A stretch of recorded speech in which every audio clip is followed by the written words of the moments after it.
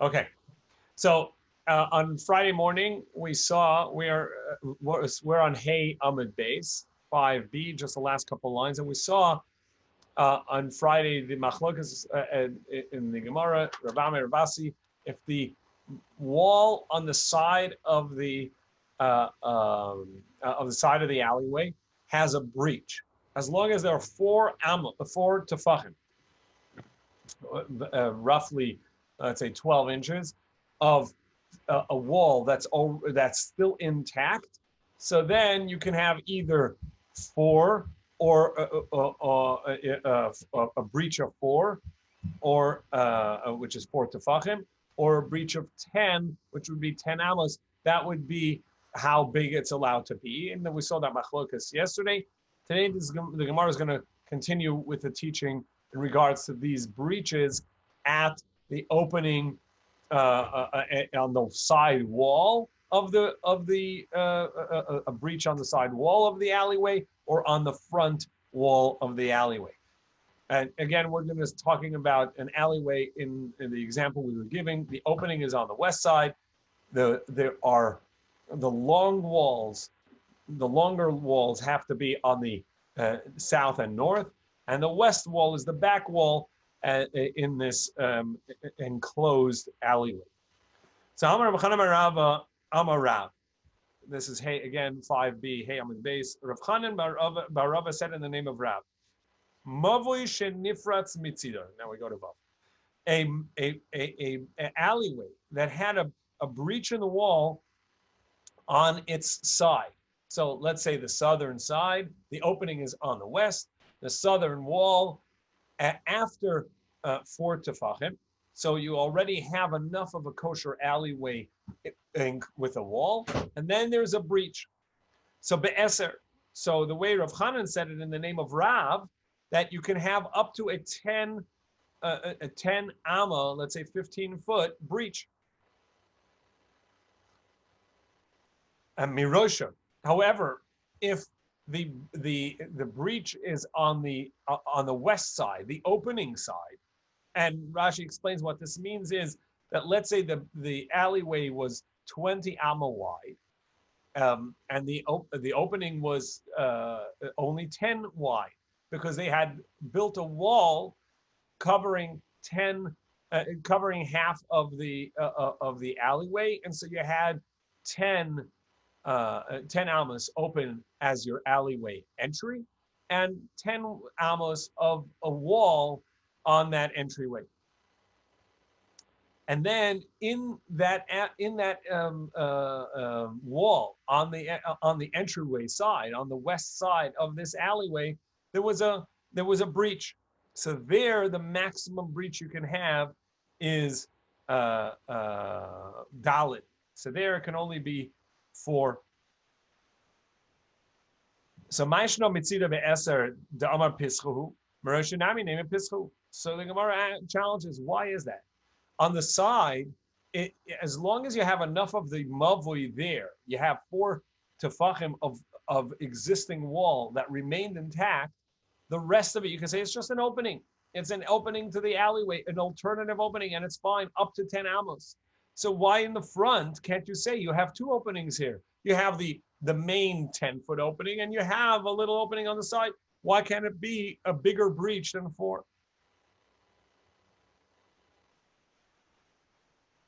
Amar Rav Huna b'Rei Yeshua k'gan shenifras b'keren zayis.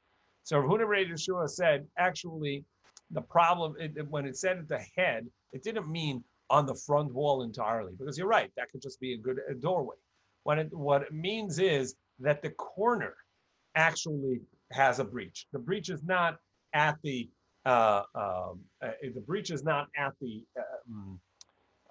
front wall, but rather the breach is in the corner of the opening itself, and that's the reason it's not going to count as a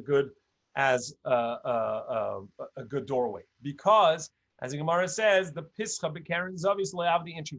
Generally, people don't make a doorway in a corner. They're on one of the walls. It'll be either on the southern wall or on the western wall, but it wouldn't be in the corner itself, unless there's an actual doorway there. Tosus points out, as we saw yesterday, we saw that you could have a chutzner, you could have a courtyard entryway from the alleyway on a corner, but that would have a doorway. It would have two vertical posts and a horizontal post above it. But just as a breach, in order for it to count as a doorway, that wouldn't be on the corner. That breach on the corner looks like a breach, a broken wall, rather than a doorway, an entryway. Rav Huna Amar, however, Rav Huna disagrees with Rav Chana bar Abba, and he says actually it's in the name of Rav. He says that it's not true. That's not correct.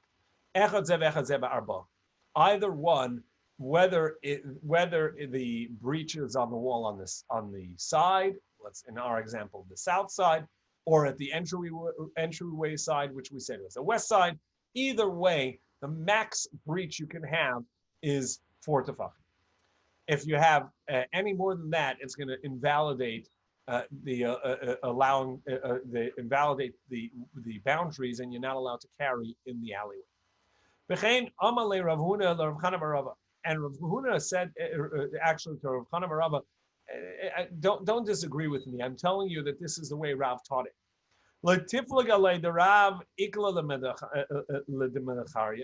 Because Rav actually traveled to a place called Mechari, and there he made them close off a breach that was larger than 4 tefachim. So you see that you're incorrect, because if you say in the name of Rav that a breach can be up to 10 amos, 10, let's say 15 feet, well, he came to this place and he made them close it smaller than that.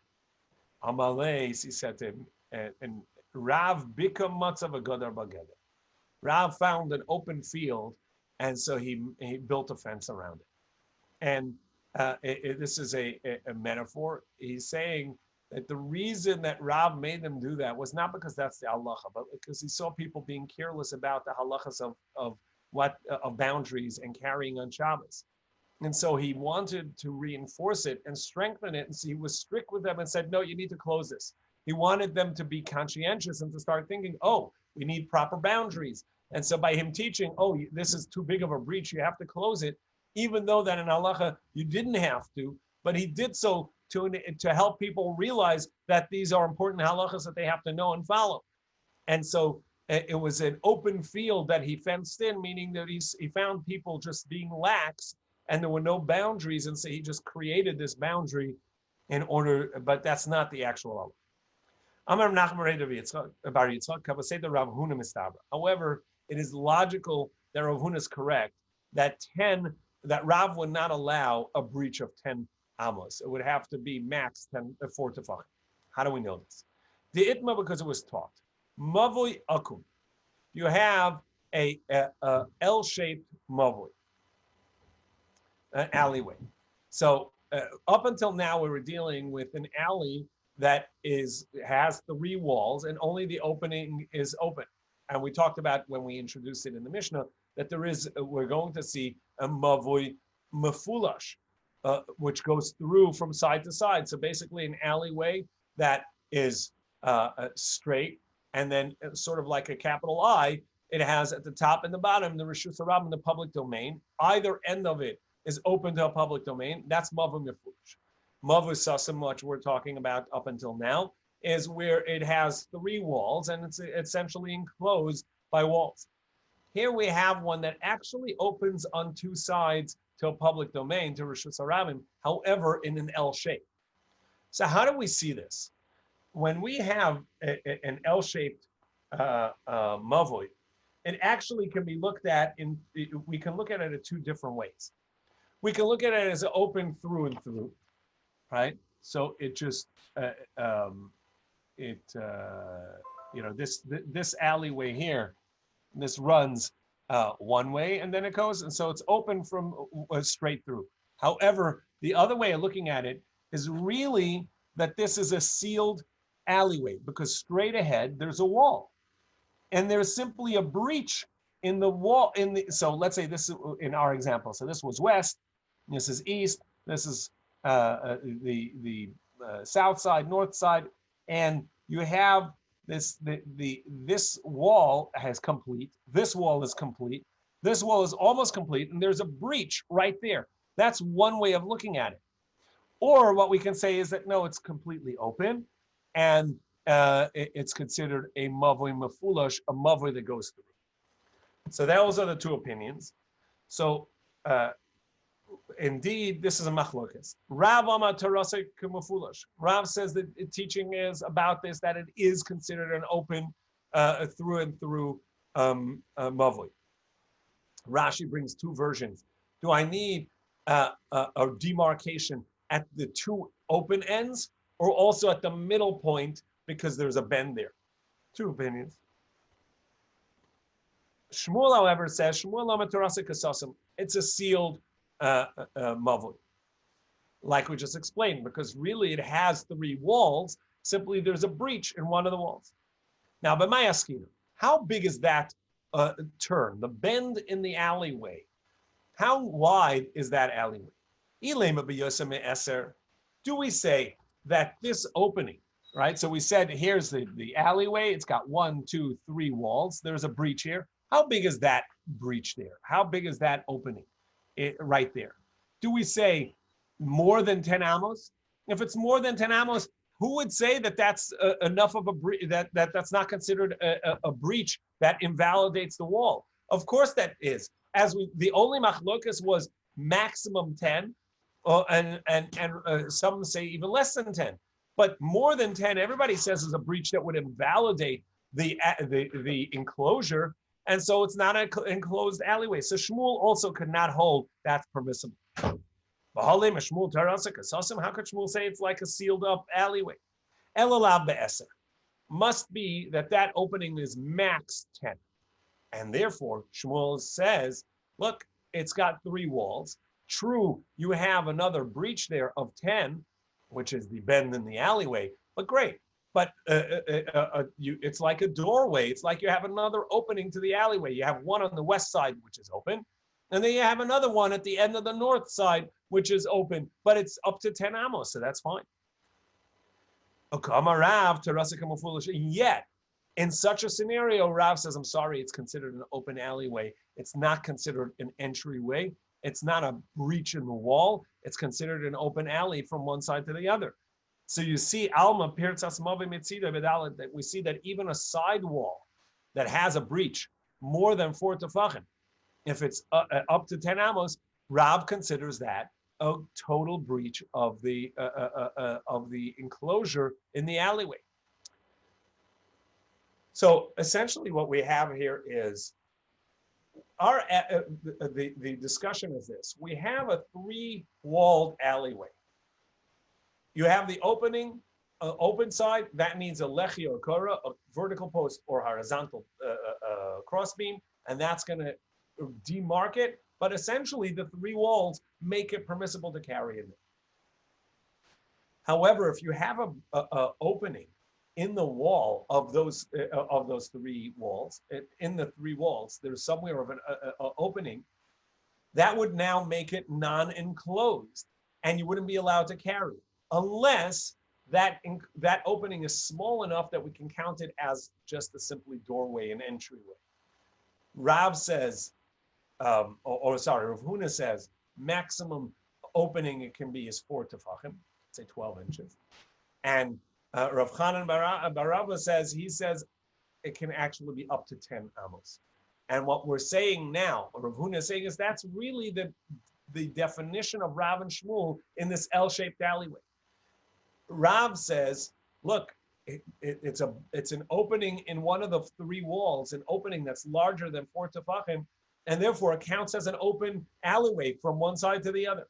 However, Shmuel says no. Each one of the sides of the L are its own 3-wall enclosed alleyway.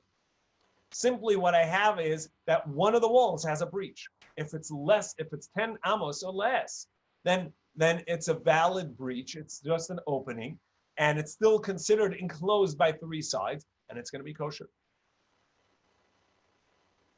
Rav Chana bar Rabba. What about Rav Chana bar Rabba? How does he respond to this point that, look, how can you tell me Rav says that you can have a breach on the side up to 10 amos. Actually, over here, he says that it doesn't count. So he says, no, Shiny Hasam the Kabaki Barabi. Says you can't compare the two. The alleyway, it's a thoroughfare. The masses walk through from one side to the other. So that can't there, if it's such an opening, it's going to count as a street. What we're referring to earlier, we're talking about a breach in a wall. A breach in a wall has ledges and edges, and you have to step over the bottom ledge of the wall that's still intact. Then the masses don't walk through there. True, it is an entryway, but it's not made for the masses. The masses don't walk through there, and that's going to be that's why it can be up to 10 amos. Wait, and Rav Huna says even if the masses don't walk through there, you're still not allowed to have the opening up to 10. How's it different than Rabbi Ami Rabasi, which we saw yesterday? He says, well, it depends. If there are actually still the bottom part of the wall is intact, there's little protrusions. It's still you have to step over it. So that's still a good enough of a wall, and 3 or 4 tefachim from the bottom are still intact, and it's not possible to really step over it. And therefore, up to 10 amos is going to be fine in the breach because it's still a barrier to the alleyway. However, over here, that Rav Huna said it's prohibited if it's larger than 4 tefachim. That's where the wall is entirely down to the floor, completely broken out.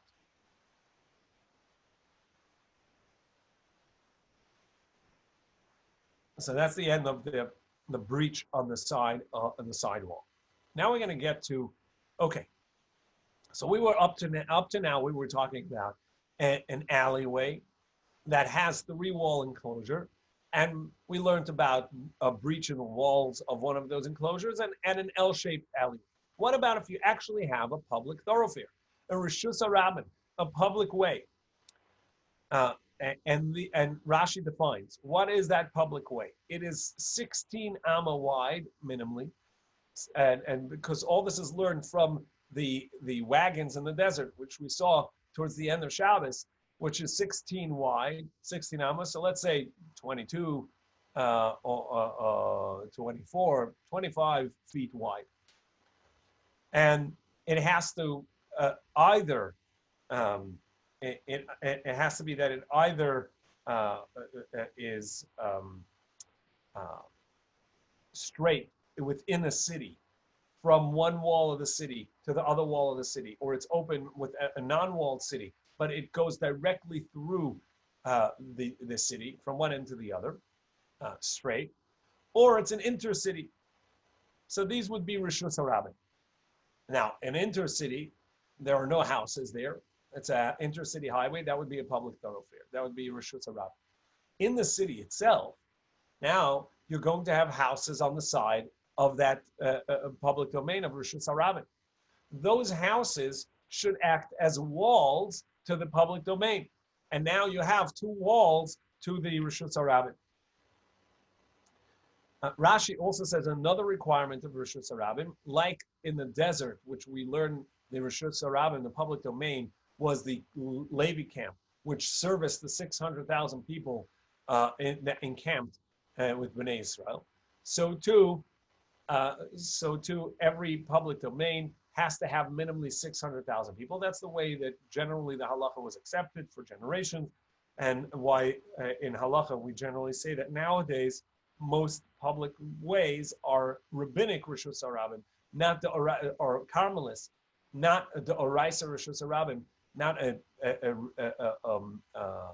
biblical level of Rishus HaRabban public domain, and therefore we can make an Eruv on it. Because as we're about to see, it's much more difficult to make an Eruv, which is basically to make boundaries on a public domain, because you're actually going to have to build doors and enclose that door, actually close that door. We'll see in a moment. Tana Rabbanan. So you have an actual Oraisa, Torah level thoroughfare. How do you make an eruv there that you're allowed to carry? So So the first opinion says you have to make a door frame over one side of the public thoroughfare. Basically, a door frame by definition requires two vertical posts and a horizontal crossbeam or whatever it is be directly above the post. It can't be off to the side. It has to be directly above it. And that would count as an entryway, as a good alleyway, a good enclosure to one side. And then the other side just needs either a vertical post or a horizontal post. That's the first opinion. However, Hananya says that actually this is a machlokas between Beis Shammai and Beis Hillel. Beis Shammai require a door on either side. Not on either, on both sides. And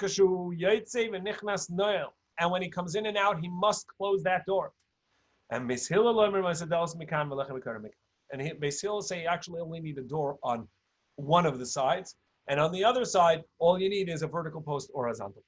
The door on one side is going to be sufficient to make it a three-walled area, which is going to be a Torah level private domain. And therefore, even though people come through, that's fine, as long as the door also gets closed. We'll see later in the Gemara whether it has to close every day or not. That doorway is there, and the door is open for people to go through. But it is a three-walled enclosure because of that door, and therefore the front only needs a lechi yakora of vertical post or horizontal. Now the Gemara challenges: is it even possible to make an eruv in a public domain? That you're saying that this is possible? Up until now, we were thinking these are a three-walled enclosure, an alleyway, non-public domains. Halachic, biblical, Torah level public domain, and therefore you can make an eruv by making demarcation. But on a proper Torah level Reshus Harabim public domain, you can make an eruv.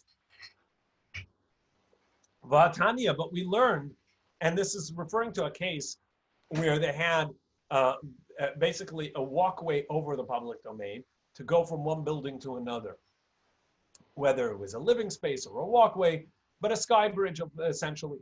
And that sky bridge, because it has walls, those walls are considered to go down and enclose the space beneath it. And that's called Pi Tikra Yorev Asosi. The mouth of the roof, meaning the side of the roof ceiling, the wall, Yored, since there's a wall up and above, it's as if that wall comes down all the way to the floor, to the ground. And therefore you can carry beneath there. And then the Gemara says, yes, or okay, no, Rabbi Yehuda. Even furthermore, Rabbi Yehuda said, and now we turn the page to Vavam and Beis. Misha shtei batim, somebody who had two houses on both sides of the street. Mishnei tzidei Reshus Harabim. So he's got a public thoroughfare, a halachic, a Torah level Reshus Harabim running in between his two houses. So let's say his house is smack in the middle of the street. The street, this public way is 1,000 feet at between foot 400 to 600. He's got a 200-foot house.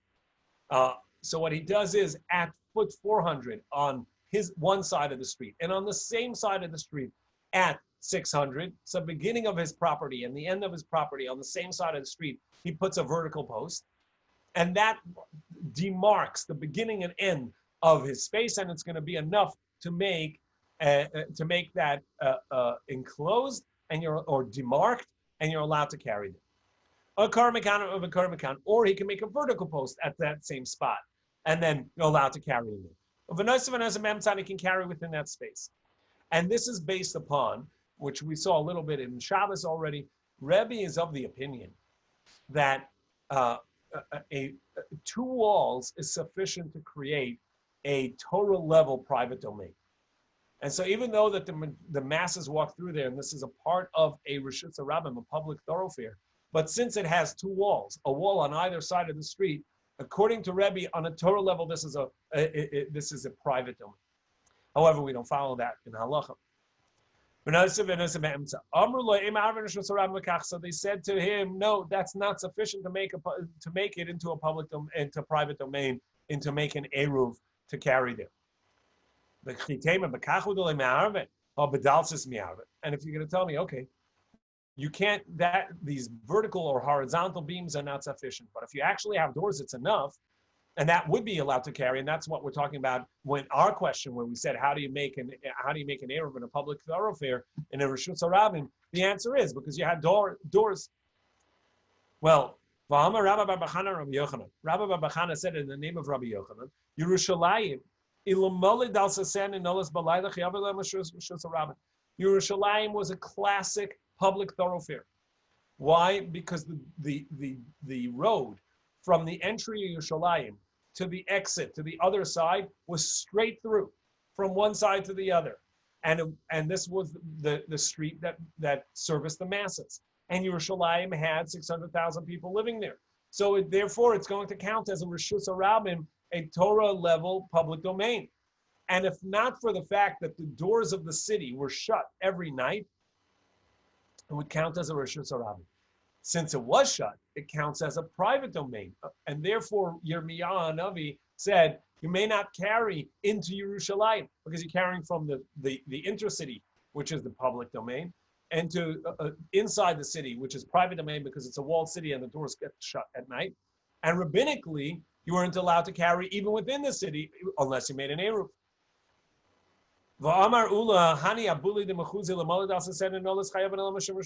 And similarly, Ula said in regards to Mechuzah, which was a region in Bavel, in Babylon, north of the Euphrates. It was a wealthy city. And it also had 600,000 people, and the street was direct from one end of the city to the other. And therefore, he said, if not for the doors shutting the city in at night, it would count as a public domain. So Rabbi Yehuda says we were mistaken. The question wasn't how you make an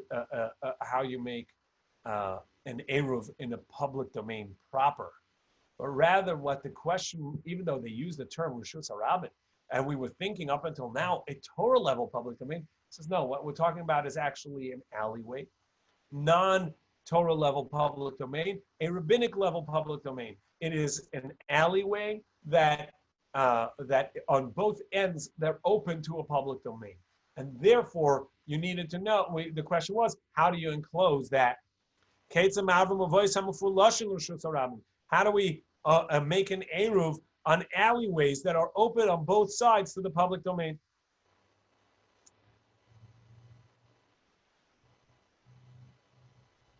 And to that, we said that you make a doorway, the door posts, which basically is two vertical posts and a horizontal directly on it,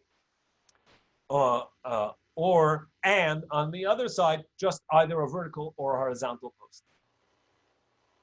Itmar Rabba Mehilchas Tanakama, and it is said that Rav said that Allah is like the Tanakama, that is sufficient and was lenient. Rabba was strict earlier, was lenient here, and earlier he was strict and said that the max breach in a wall can be up to 4 tefachim, not 10 amos.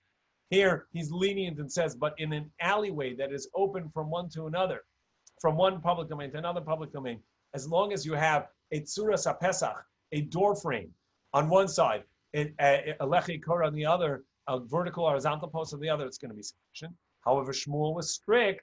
Shmuel the halacha is like Hananya, and we're strict that we say, and since Hananya says it's machlokas between Beis Shammai and Beis Hillel, we always follow Beis Hillel, and therefore you're going to require a door on one side. Ibailu Hananya ali Beis Hillel tzarach lino in tzarach lino. So this that we said that you have a door, according to Hananya, Beis Hillel require a door. It's not enough to have a door frame. You need an actual door there. Does that door have to be closed every night? Or is it sufficient to have the door, the ability to close, even if you don't Tashama. Rabbi Yehuda Mashmuel ain't a tzarich lina. Yehuda said, Rabbi Yehuda said in the name of Shmuel that, and we're talking about Shmuel's opinion, that you don't have to close it. Ramasna similarly said in the name of Shmuel, you don't have to close it, and it's tzarich lina. Iked the Amri, there are those that say, Amar Ramasna b'didiha v'uvdevam and Shmuel and tzarich lina. Some say that Ramasna said that it actually was a practical question. I asked Shmuel, do I have to close the door? And he said, no, you don't. The question was asked of Rabbanan, tzarich lina la'ein tzarich lina. This question was asked of Shmuel, and we said that he does not need to close it. The question was asked of Rabbanan. Amar Luhu, he said, Tachazi hani abuli denadar detimanad palgai ba'afro. Go look at Nahardah. In the city Nahardah, the doors of the city are actually encrusted and encaked in dirt and mud. You can't even open them and close them properly because they're jammed in the piles of mud up to halfway up the door. And in front of Mar Shmuel, we would carry in and out in the city, and he didn't say anything. So you see that you don't need the doors to actually be closed or every day, because those doors couldn't be closed, and Shmuel didn't tell us anything.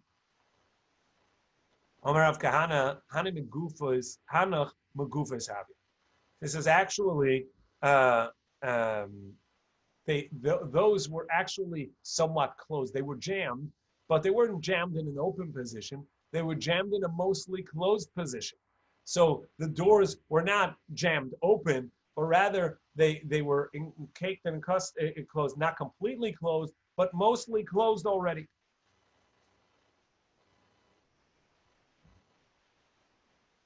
And therefore you can't bring me proof that he allowed carrying in there. That's because the doorway was actually mostly, even though it was sort of stuck in its place, but it was mostly closed. But if it's completely open and never gets closed, perhaps that's not going to be sufficient. Amar Nachman, Kiyasam Nachman, when Nachman came, Amar, he said, Panu ilafrayim. Actually, move away the dirt, clear the dirt, so you should be able to close and open and close the doors. Maybe Rav Nachman held that indicates Rav Nachman held that you have to close the door every night.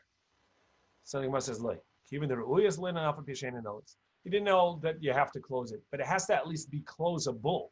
It has to be that you're able to close it.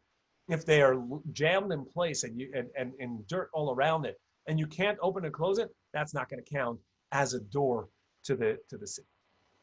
Now the Gemara brings a case, according to Rashi, this case is a U shape. We had an L shape before, and now this is a U shape, the shape of a ches.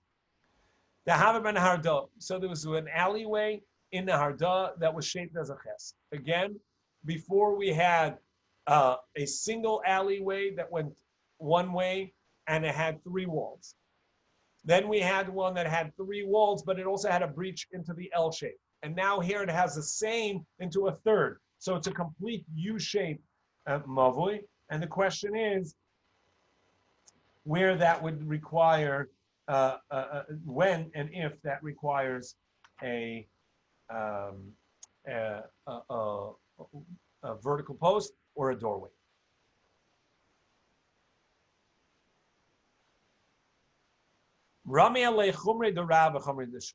So they put on that city, on that street, the strict opinion of Rav and the strict opinion of Shmuel. The strict opinion of Rav earlier we had on an L shape, where Rav said that you actually need to put a mavoi, you have to put a lechikar on each side of it, and as Rashi said in one opinion, also in the center point at the joint. And it's not enough, like Rav, to just have a door frame. You actually would have, like Shmuel, a door, a proper door. And so and they went strict on either side, and they followed Rav to require a proper doorway, and like Shmuel, to require proper doors. So Chomer the Rav, what's the strictness of Rav?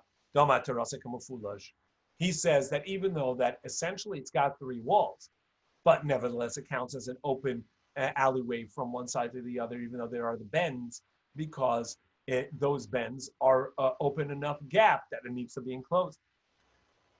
And the strictness of Shmuel that it needs doors. So the Gemara says, wait. But Rav said the halacha is like the first opinion, that all you need is a door frame. You don't need the door itself. We're following Shmuel. We're going with the strict opinion of Shmuel, like Hananiah, that requires actual doors. But Shmuel says that it doesn't need anything actually, because it's like a 3-walled alleyway, and it just has a breach in the wall up to 10 amas. Karav, well, we're going to follow here. We're going to follow the stringency of Rav, the Omar Torasa Kama Foolish, who says that it's actually like an alleyway that goes through from one end to the other. And where it says, wait, so you're taking the chumrah, you're taking the stringency of either side. Mi of dinan ketrei chumri. Do we follow two contradictory opinions for a chumrah? We say that in general, we say the halach is like Beis Hillel. But if you want to follow Beis Shammai, that's fine, do it. But then you have to do it all through. Everything like Beis Shammai, their leniencies, their stringencies, everything. Or you want to follow Beis Hillel, you do it too. But all the stringencies, the leniencies. But if somebody takes the leniencies of both, Russia, that's evil. That's wrong. That means you're just trying to get away with Allah and not actually follow Torah. You're taking the stringencies of both, then that's foolish. About him, the verse says, the fool follows darkness. He walks around the darkness. He doesn't have clarity of what the halacha is, and he's just picking and choosing all the stringency. Therefore, you should either do like Beis Shammai, all their leniencies, all their stringencies, or like Beis Hillel in everything. Now, the Gemara questions the first line and the rest of the lines of this brisa. The first line says the halacha is always like Beis Hillel, and then you say, oh, but you can do whatever you want. Then you say you can follow Beis Shammai. What does that mean? There was a heavenly voice that came out and said halacha is like Beis Hillel, and before that, you could follow whichever you want, even though the halacha was like Beis Hillel. But once the heavenly voice came out, then you had to everybody had to follow Beis Hillel. Or perhaps or we could say no, really it's all talking about after the voice, the heavenly voice that came out and said halacha is like Beis Hillel. Rabbi Yeshua, now we go to Zion Amid Aleph. Rabbi Yeshua, and this is the opinion of Rabbi Yeshua, says we don't listen to heavenly voices. Torah is ours to toil on, to work on, to come to the conclusion of halacha, to sit with the basin and to decide halacha. Viva is saying, or perhaps this is what he said. Let's not talk about Beis Shammai, Beis Hillel. You're right. Beis Shammai, Beis Hillel, the halacha is always like Beis Hillel. However, even if you have another machlokes between different teachers, different opinions. Don't follow the leniencies of both. And don't be strict like both. Of it, rather either follow the leniencies and the stringencies of one opinion, of it, or follow the stringencies and leniencies of the other. But that's it. So tomorrow we'll continue with the question that Rav Nachman Yitzchak had on this story of Shmuel, that we're going with Rav and Shmuel. Wait, in the city of Nahardah, you made them do doors like Shmuel, but Shmuel doesn't even require that anything there because it's not enough of a breach. So, but Rav requires something there. Yeah, but Rav doesn't require doors; he only requires a doorway. Tomorrow we'll answer